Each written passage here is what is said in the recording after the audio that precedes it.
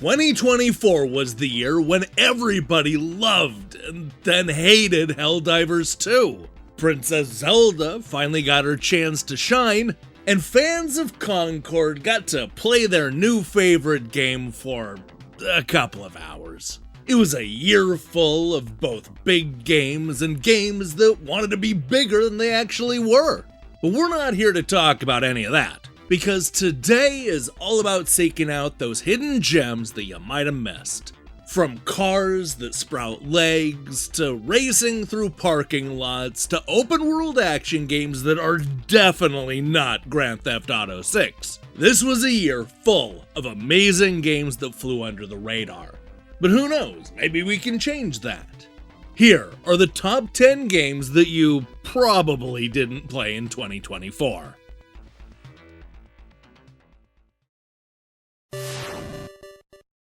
While the trend may have largely flown under the radar, 2024 was secretly a great year for high-quality throwback platformers. In fact, there were so many of them that I wanted to mention here that I worried that I wouldn't have room for anything else. So what I'm doing is I'm lumping them together all in number 10. You see, this is one of those years where pretty much every type of platformer was represented. What, you don't believe me? Well, let's just go through some of the highlights, starting with Akimbot, a game that perfectly mimics what everybody loved about the Ratchet & Clank series. And then there's Nico Dorico, The Magical World, a well-constructed combination of both Donkey Kong Country and Crash Bandicoot. Hey, are you a fan of Wario Land 4? Well, then you're definitely going to want to check out Anton Blast. And that's not all, because we also have to talk about Yellow Taxi Goes Vroom, which is a lot like playing Super Mario 64 with one of those wind-up toy cars. Oh, and we can't leave off Freedom Planet 2, the staggeringly long 2D platformer that feels like the spiritual successor to games like Sonic the Hedgehog. It has stunning pixel graphics and way more content than any platformer should ever have. Look, while we might differ on which of these games is best, there's no question that I strongly recommend all 5 of these throwback platformers. Once again, I feel like it's safe to say that fans of jumping on floating blocks were the real heroes of 2024.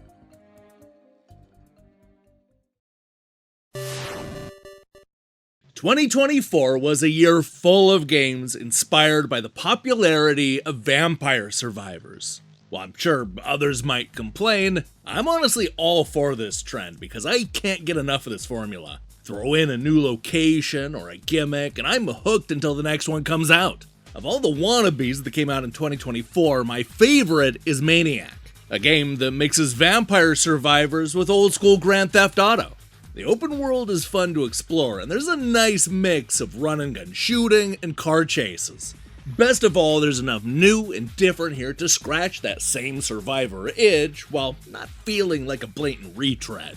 Well, I'm sure that there'll be some that clutch their pearls when it comes to the edgier aspects of the game. I honestly couldn't get enough of the open world chaos. Best of all, at under $5, it's one of the cheapest games on this list.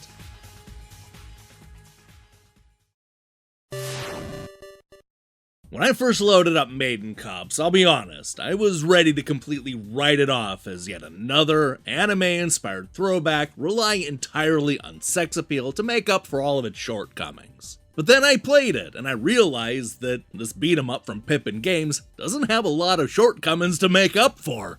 It is, simply put, a great brawler that looks like the type of arcade game that Capcom would be putting out 35 years ago. It's clear that the developer put a lot of work and time into creating unique and gorgeously detailed stages and creating memorable characters, each with their own moves and special abilities. While I wouldn't put it quite at the same level as Streets of Rage 4, I was ultimately won over by Maiden Cops, and I have a hunch you will be too.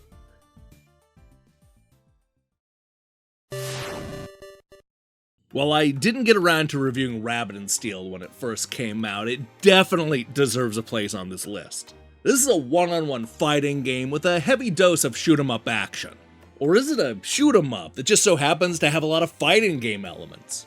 Either way, it's surprisingly addictive and has a fun cast of cartoony characters. It's also just a well-made mashup that also has elements of roguelikes and MMO raiding. Honestly, all of this could have been a muddled mess if given to the wrong team, but developer Mino Dev has somehow found a way to not only make it all work, but to create something that is just truly unique and addictive. I mean, long after I realized that I wasn't going to have a chance to review Rabbit & Steel, I was still going back to play it. If you're that kind of person that loves fighting, bullet hell shooting, role-playing, raiding, and roguelikes, then this 2024 game is for you. But look, even if you don't like those things, you should still check it out. It's really good.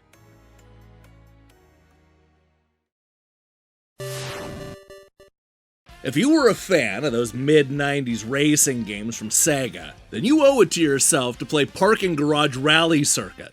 This is a game that looks and plays like a long-forgotten Saturn game that was thought to be lost to time.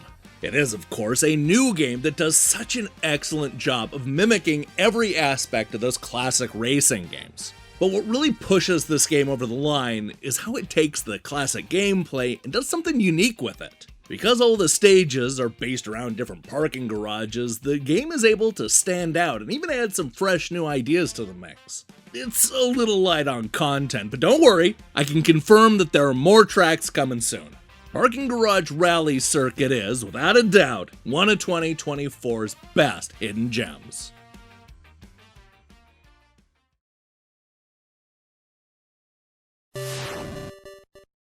Although Digital Eclipse would end the year by giving us the crowd-pleasing Tetris Forever, it's their previous Goldmaster Series release that I want to highlight for this list. While everybody's played Tetris, and most of us know the basics of the origin story, the same cannot be said for Llamasoft. You see, despite being one of gaming's most colorful and influential developers, Jeff Minter has never had the blockbuster success that would have made him a household name. That is one of the most exciting aspects of this game collection and documentary, as what it does is it tells us a story about a specific time and place in the gaming industry that you might not know that much about. It helps that he's a real character and that games range from baffling to just utterly insane. While not entirely comprehensive, this Llamasoft compilation gives us a chance to play a wide variety of Jeff's games, some of which had never been ported to anything outside of the long outdated computers that were sold in the UK. If you're like me and into the storied history of the games industry, then this exciting package is an absolute must. And really, even if you have no idea who Jeff Minter is, this is one of the year's best compilations.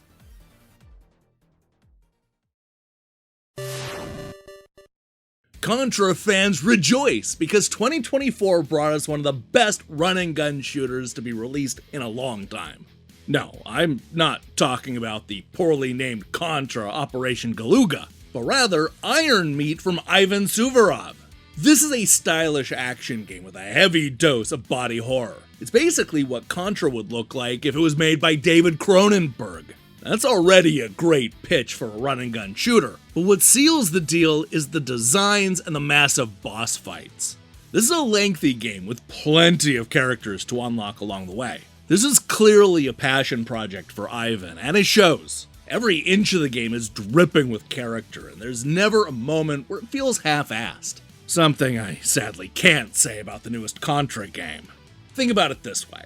Contra may have the high-profile name, but Iron Meat is the action game that actually delivers when it counts.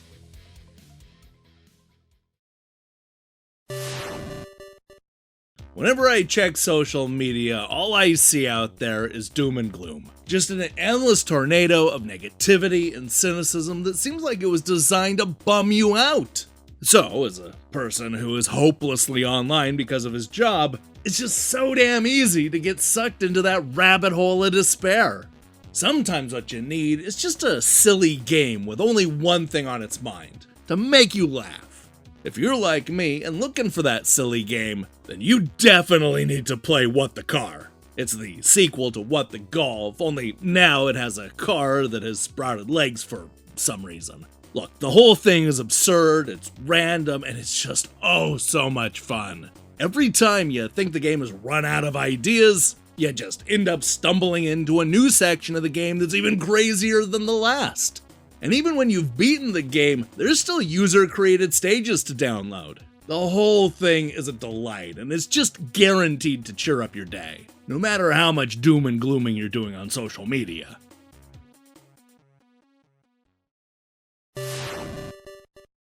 Not just a great horror game, but the best dual-stick shooter in years. While Kill Knight might look like any other arena-based action game on the market, it really won't take you more than a play or two before the brilliance begins to truly unfold. You see, in most dual-stick shooters, there's always that feeling that you could die at really any time. Kill Knight, on the other hand, gives you more than enough moves and attacks to get out of any situation, so you really only have yourself to blame when you die. Our hero actually comes equipped with a good amount of moves, both short and long range. It's up to us to not only use the attacks correctly, but to mix up the action. For example, you'll need to shoot demons to fill up a gauge to pull off a special move that'll allow you to earn your health back. And if you need to refill your shotgun shells, then you're going to need to cut through the enemy horde with your sword. It feels like everything plays into something else, creating a fun gameplay loop that actually makes sense. Yeah, you're gonna come for the stylish action, but you're gonna stick around because Kill Knight is impossible to put down. Without a doubt, this is the best shoot 'em up of the year.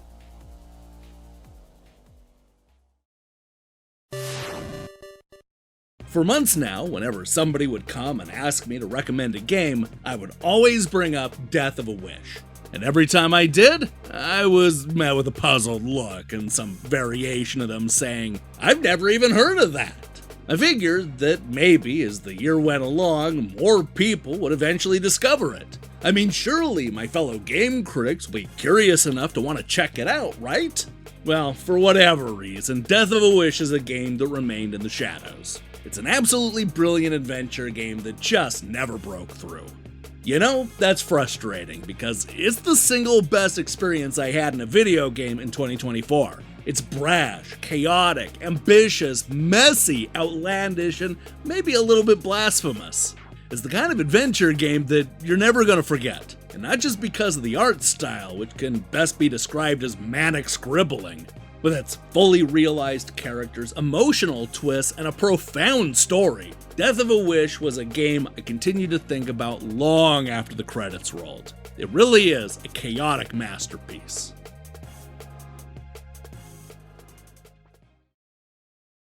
Hey, thanks for watching me recap 2024. Between this and the Nintendo Switch Online report card, we spent a lot of this week looking backwards. Don't worry, we're busting into the new stuff starting on Monday. While I'm going to be luxuriating at the beach next week, we're going to have all new episodes of fan favorite shows like Magazine Matchup and Review Crew. Now, here's the question I have for you. What was your favorite game of 2024? It doesn't have to be a hidden gem. I'm not going to judge you if you say Tekken 8 or Astro Bot. I mean, look, there really were a lot of great games last year that sold incredibly well, and there's nothing wrong with that. Let me see your picks in the comments below. In other news, we'll be back on Monday with a matchup that pits Mario Kart 64 against Diddy Kong Racing. Who will come out on top? While you wait for that, I strongly recommend you click that subscribe button and support what we're doing here. Until then.